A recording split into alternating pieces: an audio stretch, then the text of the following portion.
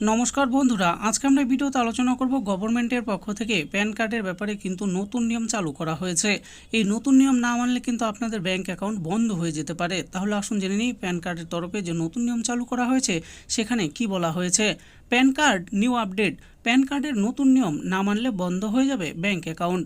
আমাদের দৈনন্দিন জীবনে আধার কার্ড আর প্যান কার্ড খুব দরকারি হয়ে উঠেছে।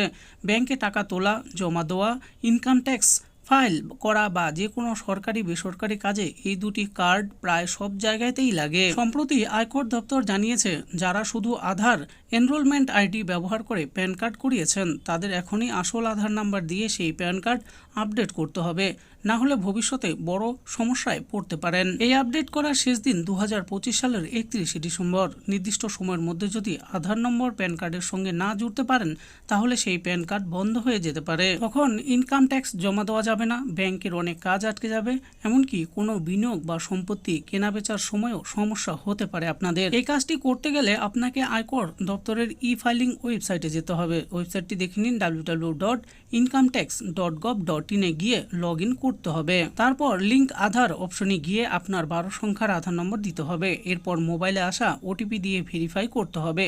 কাজটা খুব সহজ আর কয়েক মিনিটেই হয়ে যাবে। তো বন্ধুরা, দেখে নিলেন আজকে আমরা এই ভিডিওতে আলোচনা করলাম গভর্নমেন্টের পক্ষ থেকে প্যান কার্ডের ব্যাপারে যে নতুন আপডেটটি ঘোষণা করা হয়েছে সেই ব্যাপারে।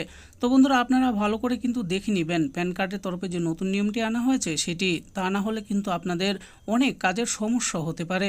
আশা করি ভিডিওটি আপনাদের ভালো লেগেছে। আর এই ভিডিওটি যদি আপনাদের ভালো লেগে থাকে তাহলে অবশ্যই একটি লাইক করবেন।